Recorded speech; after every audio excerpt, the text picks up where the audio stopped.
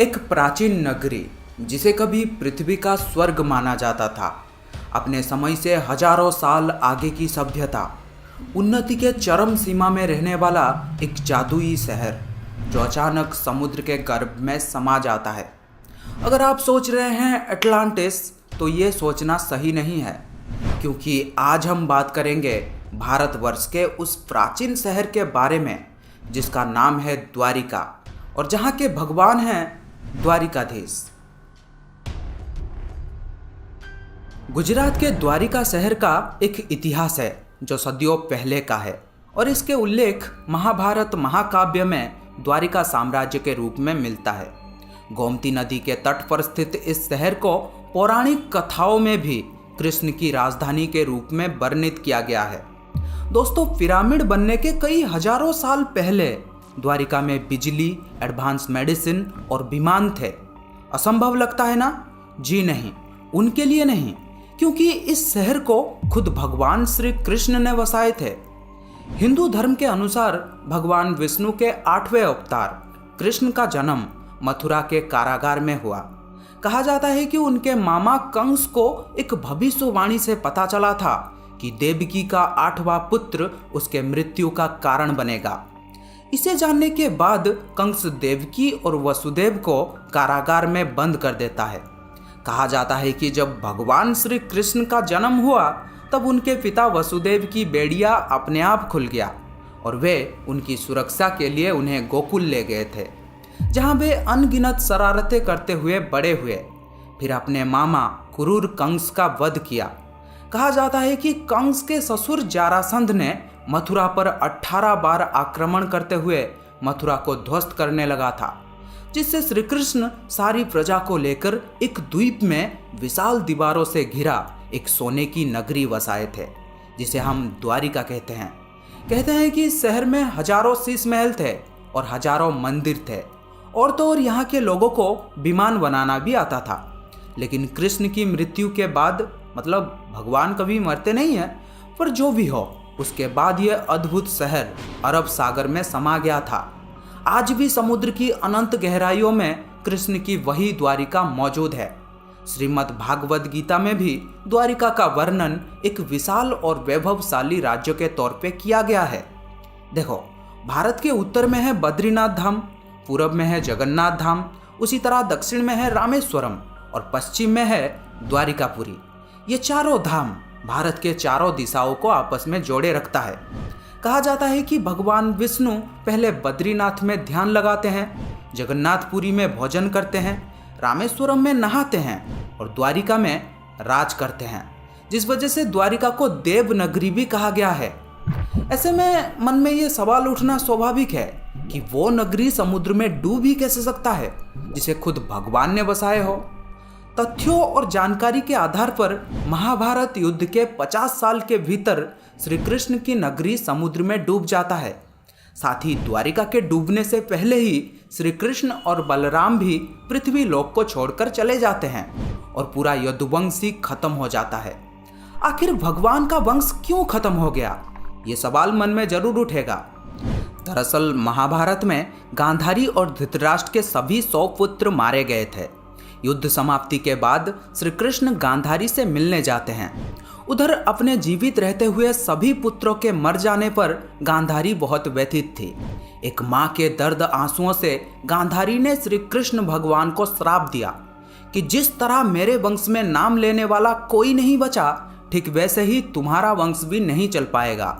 मैं श्राप देती हूँ, पूरा यदुवंश ही खत्म हो जाएगा। गांधारी द्वारा श्री कृष्ण को श्राप दिए जाने के बाद द्वारिका में लगातार अपशगुन होने लगा। तेज आंधियां, प्राकृतिक आपदा रोजमर्रा की बातें बन गया था। कहा जाता है कि गांधारी की श्राप की वजह से 36 वर्षों के भीतर ये पूरा शहर एक बड़े से भूकंप के साथ समुद्र में डूब गया था।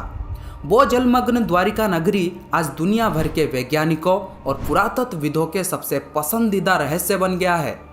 वर्ष 1981 में डॉक्टर SR राव के नेतृत्व में समुद्र पुरातत्व की एक टीम पौराणिक शहर द्वारिका की खोज शुरू कर देते हैं। दरअसल डॉक्टर राव को उस जगह से एक चमकदार लाल बर्तनों के रूप में जाना जाने वाला एक विशिष्ट मिट्टी के बर्तन मिले थे, जो 3000 वर्ष से अधिक पुराने हो सकते हैं। इन उत्खननों के परिणामों के आधार पर अरब सागर में डूबे हुए शहर की खोज 1981 में शुरू हुई। वैज्ञानिकों और पुरातत्वविदों ने इस साइट पर लगातार 20 वर्षों तक काम किए थे। इन खोजों से कई कलाकृतियाँ, गहने और टूटे हुए संरचना मिले जो 3500 वर्ष से अधिक पुराने थे।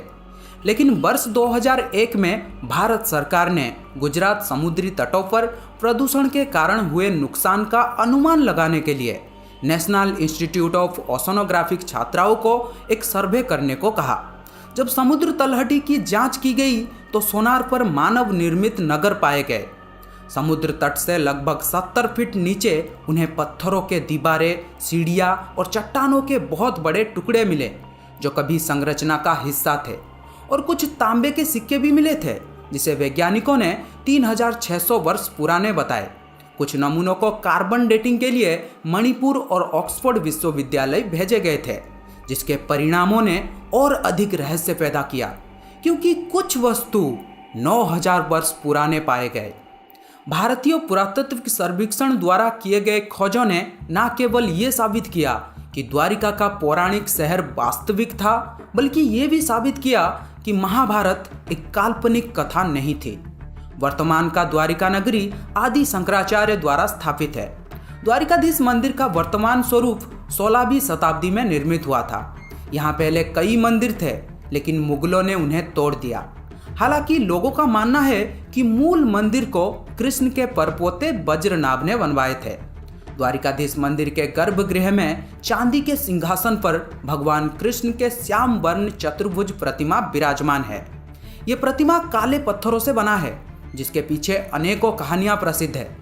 ऐसा कहा जाता है और माना जाता है कि वज्रनाभ द्वारा स्थापित मूल मूर्ति डाकोर नामक स्थान पर चली गई है, जहां भगवान श्री कृष्ण का एक समान मंदिर मिलता है, जिसे रणछोड़ राय मंदिर कहा जाता है। पौराणिक कथाओं के अनुसार 15वीं शताब्दी में भगवान श्री कृष्ण के एक प्रबल भक्त बाजे सिंह नाम से भगवान श्री कृष्ण की दर्शन करने के लिए प्रतिदिन द्वारिका आया करते थे। कहा जाता है कि उनकी भक्ति से प्रसन्न होकर भगवान एक दिन उनके साथ डाकोर गए और वहां बस गए। इसके स्थान पर द्वारिका में एक समान प्रतिमूर्ति स्थापित की गई थी, जो डाकोर के एक कुएं से मिली थी।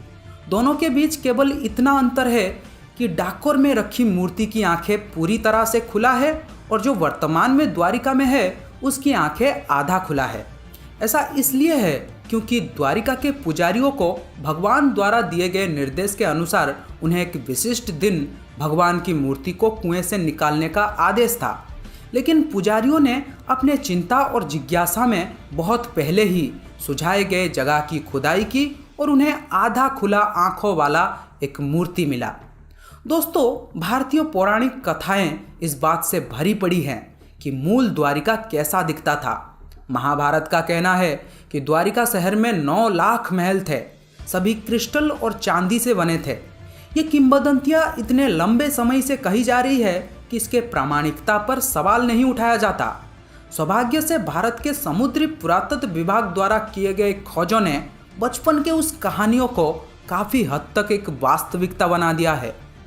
इसीलिए कहा जाता है 20 मांगो 30 मिलेगा, क्योंकि ये है द्वारिकाधीश। तो आपको ये वीडियो कैसा लगा कमेंट में ज़रूर बताना, और इस वीडियो को like, share, subscribe, bell icon को भी ऑन कर दो। Thank you, bye bye.